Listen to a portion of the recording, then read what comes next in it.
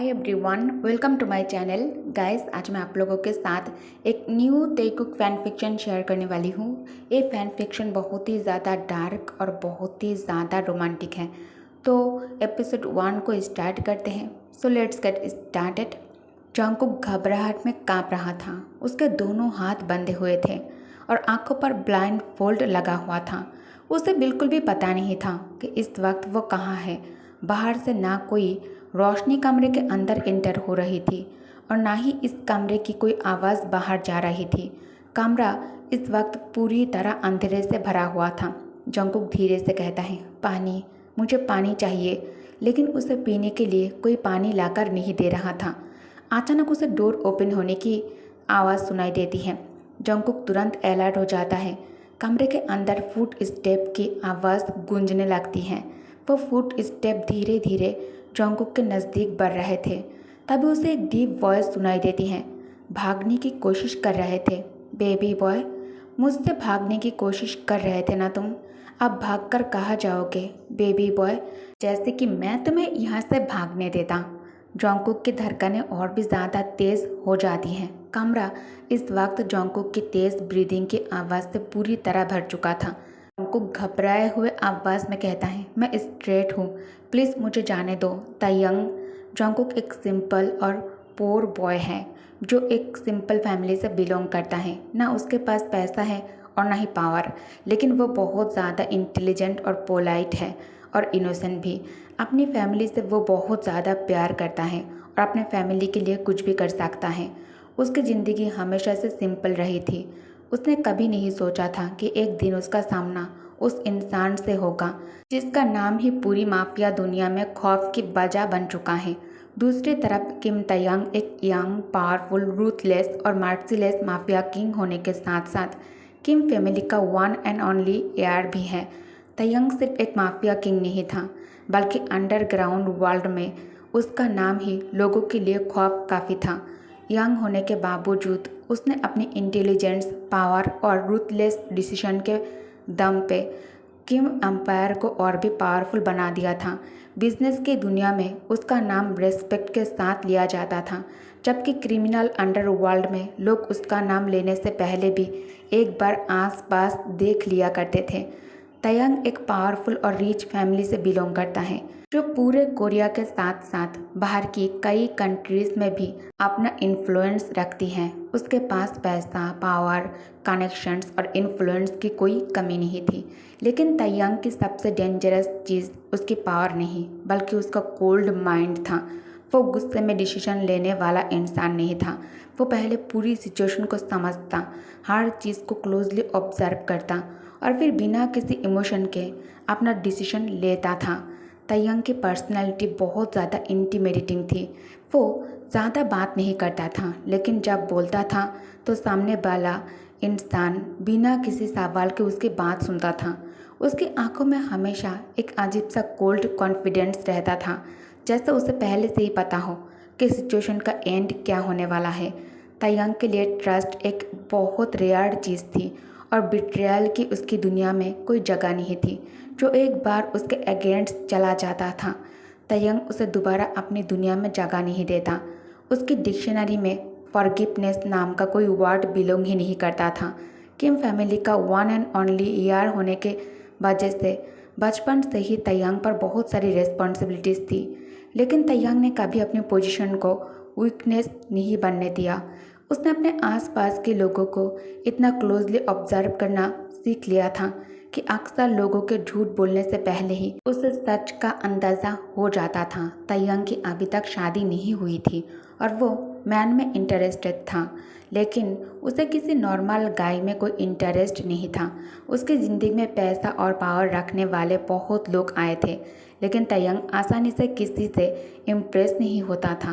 वो ना ही किसी को अपने करीब आने देता था और ना ही अपने पर्सनल लाइफ में किसी को अननेसेसरी इम्पोर्टेंस देता था। और शायद इसी वजह से जंगकुक का उसकी ज़िंदगी में आना तयंग के लिए भी एक अनयूजुअल सिचुएशन बन गया था। जंगकुक के पास ना पैसा था, ना पावर और ना ही कोई पावरफुल फैमिली बैकग्राउंड। फिर भी उसकी इंटेलिजेंस, इनोसेंस और अपनी फैमिली के लिए कुछ भी करने की विलिंगनेस ने ताइयांग का अटेंशन अपनी तरफ खींच लिया था। ताइयांग के लिए जॉन्गकुक एक ऐसा इंसान बन चुका था जिसे वह आसानी से इग्नोर नहीं कर पा रहा था, और जॉन्गकुक खुद अभी तक समझ नहीं पा रहा था कि आखिर एक रूथलेस माफिया किंग की नज़र उस पर क्यों थी। ताइयांग कोल्ड टोन में कहता है, स्ट्रेट? अभी तुम्हें याद आया कि तुम स्ट्रेट हो? कितनी पैथेटिक बात है ना? जॉन्गकुक मन ही मन सोचता है, मैं स्ट्रेट होने के बाद भी मैंने कैसे एक रूथलेस माफिया किंग के साथ मेसअप करने की हिम्मत कर ली। ताइयांग अपना राइट हैंड रेज करता है और जॉन्गकुक के चिन को होल्ड करके उसका चेहरा ऊपर की तरफ करता है। उसकी आंखों में वही कोल्डनेस थी जिससे बड़े बड़े लोग भी घबरा जाया करते थे। फिर वो कोल्ड टोन में कहता है, तुम्हें 3 महीने से समझाने के बाद आखिरकार तुम्हारा जिस्म तुम्हारे मुंह से ज़्यादा सच बोलने लगा है। अगर तुम ये चाहते हो तो बस सिर हिला दो बेबी बॉय। 3 महीने पहले जॉन्गकुक जॉब की तलाश में हर ऑफिस बिल्डिंग, हर नाइट क्लब, हर बार और डांस क्लब तक जाकर लोगों से जॉब के लिए रिक्वेस्ट कर चुका था। उसने हर मुमकिन जगह पर जाकर काम मांगा, लेकिन किसी ने भी उसे जॉब नहीं दी। जॉन्गकुक की हालत दिन ब दिन खराब होती जा रही थी। उसे देखकर उसका क्लोज और चाइल्डहुड फ्रेंड पार्क जिमिन भी बहुत ज़्यादा परेशान था। एक दिन जिमिन ने जॉन्गकुक को कॉल करके उसे क्लब में बुला लिया। जिमिन के सामने पहुंचते ही जॉन्गकुक उदास होकर बैठा था। तभी जिमिन ने उसकी तरफ देखते हुए कहा, जॉन्गकुक, मेरे पास तुम्हारे लिए एक जॉब ऑफर है। जॉब का नाम सुनते ही जॉन्गकुक के आंखों में उम्मीद की चमक आ गई। वो खुशी से जिमिन की तरफ देखते हुए पूछा, जॉब? मिमी, तुम सच बोल रहे हो? कहाँ और किस कंपनी में? जिमिन कहता है, किम ग्रुप ऑफ कंपनीज के ओनर मिस्टर किम ताइयांग के पर्सनल असिस्टेंट की जॉब। जॉन्गकुक को अपने कानों पर यकीन ही नहीं हुआ। वो हैरानी से जिमिन की तरफ देखता है और कहता है, तुम मजाक कर रहे हो, है ना मिमी? जिमिन तुरंत कहता है, नहीं, ये सच है। जॉन्गकुक कुछ पल चुप रहने के बाद कहता है, इतनी बड़ी कंपनी का बॉस मुझे अपना असिस्टेंट क्यों रखेगा? जॉन्गकुक जिमिन के चेहरे की तरफ देखता है और एक गहरी सांस लेता है। फिर वो हल्की सी मुस्कुराहट के साथ कहता है, थैंक यू मिमी। जिमिन कहता है, थैंक यू बाद में कहना, पहले मेरी एक बात ध्यान से सुन लो। जिमिन का एक्सप्रेशन अचानक से सीरियस हो जाता है। किम ताइयांग को बहुत बड़ी प्रॉब्लम है। उसका टेम्पर बहुत ज़्यादा खराब है। ज़रा सी मिस्टेक भी हुई तो तुम्हारी जॉब तो जा सकती है, और पता नहीं वो तुम्हारे साथ क्या करेगा। जॉब कंफर्म होने के बाद तुम्हें बहुत अच्छी सैलरी मिलेगी, लेकिन अगर तुमसे कोई गलती हुई तो उसके कॉन्सिक्वेंसेस बहुत सीरियस हो सकते हैं। जिमिन कुछ पल रुक कर कहता है, नहीं, मुझे नहीं लगता ये जॉब तुम्हारे लिए सही है। मैं तुम्हारे लिए कोई दूसरी जॉब ढूंढता हूँ। लेकिन जॉन्गकुक बिना डरे कहता है, नो नीड, मुझे इस जॉब की बहुत ज़्यादा ज़रूरत है मिमी। मैं किसी भी तरह इस जॉब को हासिल करूँगा। डोंट वरी, मुझे कुछ नहीं होगा। जिमिन जॉन्गकुक की डिटरमिनेशन देखकर आखिरकार चुप हो जाता है। ओके, तो फिर इस खुशी में हम दोनों एक एक ड्रिंक करते हैं। जॉन्गकुक हल्की सी स्माइल के साथ कहता है, ओके। अगली सुबह जॉन्गकुक जिमिन के दिए हुए एड्रेस पर पहुंच जाता है। जॉन्गकुक किम ताइयांग के रूम के बाहर पिछले 2 घंटे से खड़ा था। वो बार बार डोर पर नॉक कर रहा था, लेकिन अभी तक अंदर से कोई जवाब नहीं आया था। जॉन्गकुक मन ही मन सोचता है, मिमी बिल्कुल सही कह रहा था। किम कंपनी के ओनर का टेम्पर बहुत ज़्यादा खराब है। मैं 2 घंटे से दरवाजे के बाहर खड़े होकर वेट कर रहा हूँ, लेकिन उन्होंने अभी तक एक भी वर्ड नहीं कहा। शायद मुझे यहाँ से चले जाना चाहिए, लेकिन अगले ही पल उसके दिमाग में अपनी फैमिली का ख्याल आता है। लेकिन अगर मुझे जॉब नहीं मिली तो मैं वाइन की कीमोथेरेपी और मेडिकल बिल्स कैसे पे करूँगा? मैंने ऑलरेडी 2 महीने से बिल पे नहीं किए हैं। मेरे पास एक भी पैसा नहीं है जिससे मैं वाइन का ट्रीटमेंट कंटिन्यू करवा सकूं। जॉन्गकुक अपने सोच में इतना ज़्यादा बिजी था कि उसे आसपास की खबर ही नहीं रही। तभी अचानक डोर ओपन हो जाता है। डोर ओपन होने की आवाज़ सुनकर जॉन्गकुक तुरंत सामने देखता है। उसके सामने एक टॉल और हैंडसम मैन खड़ा था, जो अभी अभी शावर लेकर वॉशरूम से बाहर निकला था। उसने सिर्फ लोअर पहना हुआ था। उसके गीले बालों से पानी की बूंदें गिरकर उसकी गर्दन तक आ रही थी। जॉन्गकुक ताइयांग को देखकर एक पल के लिए ब्लिंक करना ही भूल जाता है। वो मन ही मन सोचता है, गॉड, एक आदमी इतना डैम गुड लुकिंग और हैंडसम कैसे हो सकता है? जॉन्गकुक को लगातार अपने तरफ देखते हुए देखकर ताइयांग अपने कोल्ड और डीप वॉइस में पूछता है, हु आर यू? जंकुक बोलने के लिए अपना मुंह खोलता है, लेकिन घबराहट की वजह से उसके मुंह से एक भी आवाज़ बाहर नहीं निकलती है। ताइयंग उसे दरवाजे के बाहर ही छोड़कर अंदर चला जाता है। जंकुक कुछ पल वही खड़ा रहता है, फिर जल्दी से उसके पीछे रूम के अंदर एंटर कर जाता है। ताइयंग बिना जंकुक की तरफ देखे जल्दी से प्रॉपरली ड्रेस्ड अप हो जाता है। कपड़े पहनने के बाद जैसे ही ताइयंग टर्न करता है, उसकी नज़र दोबारा जंकुक पर पड़ती है। जंकुक की आंखें अभी भी उसी की तरफ थी।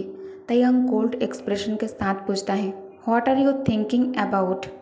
जंकुक घबराई हुई आवाज़ में कहता है, नथिंग नथिंग सर। उसके बाद जंकुक धीरे धीरे चलकर ताइयंग के सामने आकर खड़ा हो जाता है।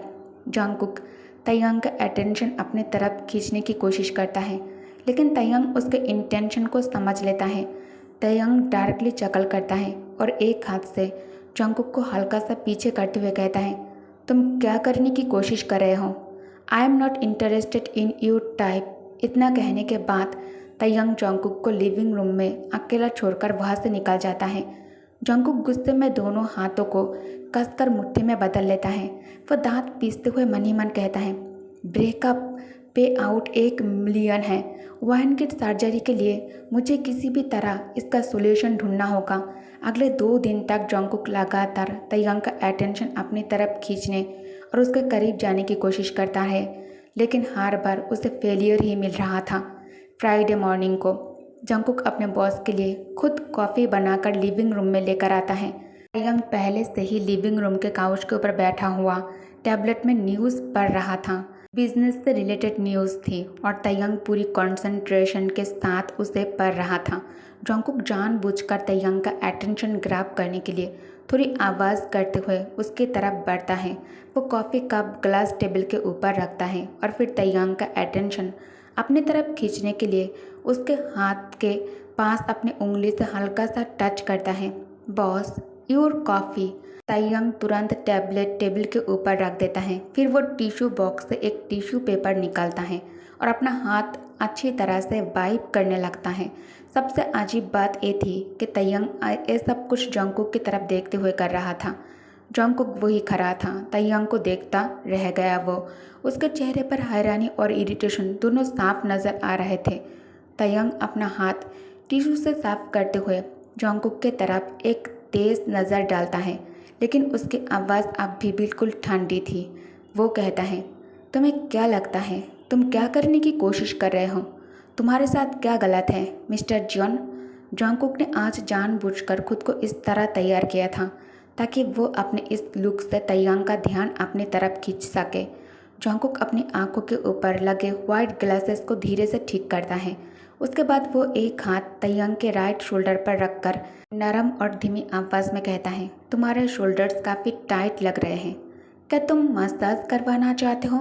ताइयंग जंकुक को अपने पैर से हल्का सा पीछे करते हुए ठंडी आवाज़ में कहता है, मुझसे दूर रहो। मैं तुम्हारे जैसे रफ टाइप के लोगों में इंटरेस्टेड नहीं हूँ। यहाँ से चले जाओ। जंकुक ताइयंग के ठंडे रिएक्शन को देखकर कुछ पल के लिए चुप रह जाता है, लेकिन वह अपनी कोशिश नहीं छोड़ता। रात के लेट आवर्स में ताइयंग थोड़ा ज़्यादा पिए हुए मेंशन के अंदर एंटर करता है। उसके कदम थोड़े लड़खड़ा रहे थे, लेकिन उसके चेहरे पर अब भी वही दबाव वाला एक्सप्रेशन था। ताइयंग अपनी उंगली से बेडरूम का डोर खोलता है और जैसे ही रूम के अंदर घुसता है उसका बैलेंस बिगड़ने लगता है।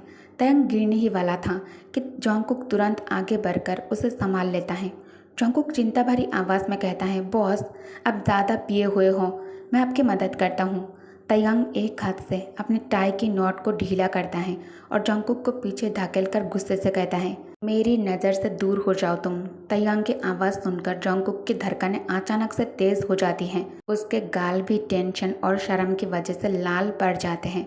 ताइयंग जंकुक की तरफ घूर कर देखता है और ठंडी आवाज़ में कहता है, पिछले कुछ दिनों से तुम मेरे बेडरूम तक पहुंचने की कोशिश कर रहे हो, है ना? ताइयंग की बात सुनकर जंकुक घबरा जाता है। जंकुक में ताइयंग की आंखों में देखने की हिम्मत नहीं होती। वो नजरें नीचे करते हुए धीमी आवाज़ में कहता है, नहीं, ऐसा नहीं है। ताइयंग धीरे धीरे जंकुक के करीब आता है, फिर एक हाथ से जंकुक का चेहरा अपने तरफ करता है और एक ठंडे से एक्सप्रेशन के साथ कहता है, अगर तुम मेरे बेडरूम तक पहुंचने की कोशिश कर ही रहे हो तो आप इतना सीधा बनने की एक्टिंग करना बंद करो। ये कहकर तयंग जंगकुक को अपने बाहों में उठा लेता है। जंगकुक अचानक डर जाता है, उसकी आंखें हैरानी से बड़ी हो जाती हैं। तयंग उसे लेकर बेडरूम की तरफ बढ़ने लगता है। जंगकुक घबराए हुए कहता है, बॉस बस प्लीज़ मेरी बात सुन लीजिए। जंगकुक तयंग को रोकने की कोशिश करता है, लेकिन तयंग उसकी बात पर बिल्कुल भी ध्यान नहीं देता। तयंग जंगकुक को बेड पर रख देता है और खुद अपने ऊपर के कपड़े उतारने लगता है। जंगकुक को कुछ समझ नहीं आ रहा था कि अब उसे क्या करना चाहिए। कुछ ही पल पहले तक वो अपनी सिचुएशन को कंट्रोल करने की कोशिश कर रहा था, लेकिन अब सिचुएशन उसके कंट्रोल से बाहर जा चुकी थी। जंगकुक के दिमाग में सिर्फ एक ही बात चल रही थी, उसे किसी भी तरह खुद को इस मुश्किल सिचुएशन से बचाना था। गाइस, तो इस पार्ट को मैं यही एंड करती हूँ। Thank you for watching, bye bye.